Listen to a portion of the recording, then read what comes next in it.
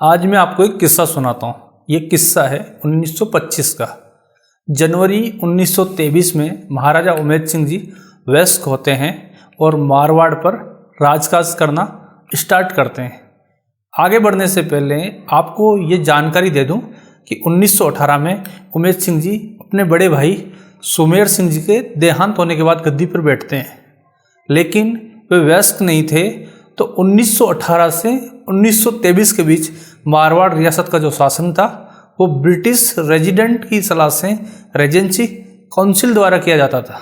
Regency council के 1918 से सितंबर 1922 तक अध्यक्ष जो थे वो सर प्रताप थे और सर प्रताप उमेद सिंह जी के दादा लगते थे।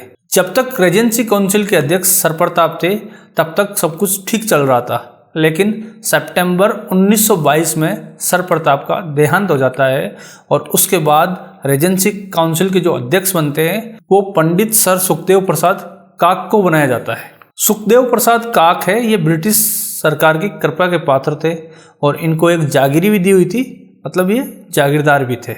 जनवरी 1923 में महाराजा उमेद सिंह जी वयस्क हो जाते हैं तो राजकाज वो अपने हाथों में ले लेते हैं, लेकिन मारवाड़ रियासत के प्रधानमंत्री के पद पे पंडित सुखदेव प्रसाद काक बने रहते हैं। सुखदेव प्रसाद के कामकाज का जो तरीका था उससे लोगों में असंतोष फैलने लगा। मारवाड़ हितकारिणी सभा उनके खिलाफ बार बार आवाज उठाती थी। आगे एक किस्सा आता है जिससे हमें समझ आता है कि राजा व उनके परिवार की लोकप्रियता तो मारवाड़ में बहुत अच्छी थी, लेकिन प्रधानमंत्री सुखदेव प्रसाद काक है वो काफी ज्यादा अलोकप्रिय होते चले गए। मार्च 1925 में महाराजा उमेद सिंह जी ने जोधपुर की जो पोलो टीम थी उसको इंग्लैंड खेलने के लिए ले जाने का एक कार्यक्रम बनाया। ये बहुत छोटी सी घटना है, लेकिन इस यात्रा की जैसे ही भनक जनता को लगी तो जनता ने विरोध स्टार्ट कर दिया। इस यात्रा में महारानी व महाराज कुमार हनुमंत सिंह जी का भी जाना तय था।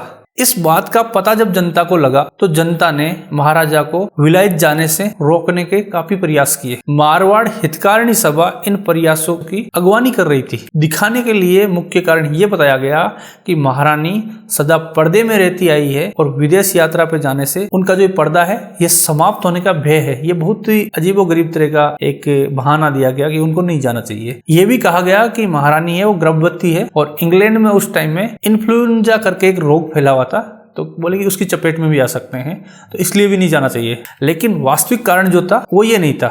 मारवाड़ हितकारिणी सभा के नेताओं को ये भय था कि महाराजा की अनुपस्थिति में सर सुखदेव प्रसाद निर्कुश हो जाएंगे और लोगों को परेशान करेंगे, क्योंकि वो निर्कुश होकर शासन करेंगे और उनको बड़ा भय था कि वो हमें परेशान करेंगे। 25 फरवरी 1925 को मारवाड़ हितकारिणी सभा के नेताओं ने महाराजा को एक ज्ञापन दिया।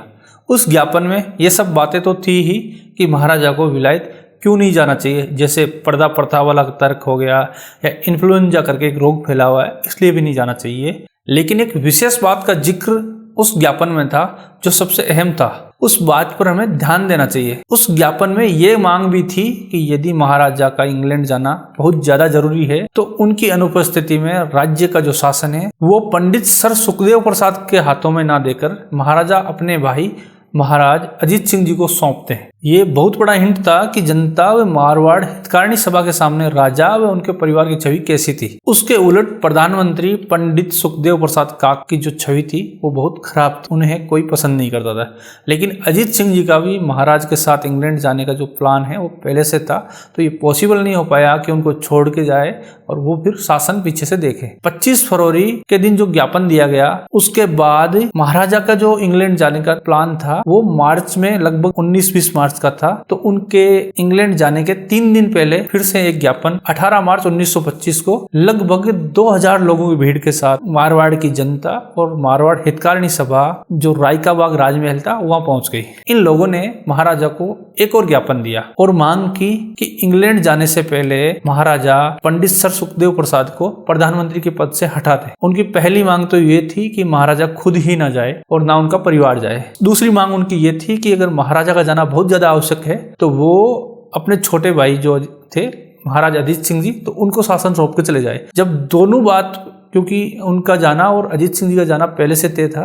तो अब जो 2 महीने बाद जो 2000 लोगों की भीड़ के साथ जो ज्ञापन दिया गया, उसमें मुख्य मांग ये थी कि जो ये पंडित सर सुखदेव प्रसाद है, इनको प्रधानमंत्री पद से हटा दिया जाए जाने से पहले। लेकिन ये सब इतनी जल्दी हड़बड़ी में नहीं किया जा सकता था, क्योंकि प्रधानमंत्री जैसा बड़ा पद आप 3 दिन बाद देश से बाहर जा रहे हो तो आपका जो पूरी रियासत है उसको कौन देखेगा। तो ये एकदम इतनी जल्दबाजी में निर्णय नहीं लिया जा सकता था। इधर से महाराजा इंग्लैंड के लिए रवाना होते हैं और पीछे से मारवाड़ के प्रधानमंत्री पंडित सर सुखदेव प्रसाद ने 20 मार्च 1925 को ही मारवाड़ हितकारिणी सभा के प्रमुख नेता चांदमल सुराणा, प्रताप चंद सोनी और शिवकिरण जोशी को मारवाड़ से निष्कासित कर दिया। अभी तक जब तक महाराजा यहाँ थे तो तब तक ये लोग दबाव बना रहे थे इनको हटाने का। जैसे ही महाराजा जाते हैं तो फिर पंडित जी भी आ गए अपने पे कि भाई अभी तक तो तुम परेशान कर रहे थे मेरे को, अब महाराजा तो है नहीं, अभी तो सत्ता मेरे हाथ में है, और उन्होंने इनको निष्कासित कर दिया कि ये मारवाड़ में घुस भी नहीं सकते। दूसरी ओर सभा के जो प्रमुख नेता थे और जो कार्यकर्ता, उनमें जयनारायण व्यास, आनंद राज सुराणा, कस्तूरकरण, अब्दुल रहमान और अमरचंद, इन सबको 10 नंबरी घोषित करके पुलिस की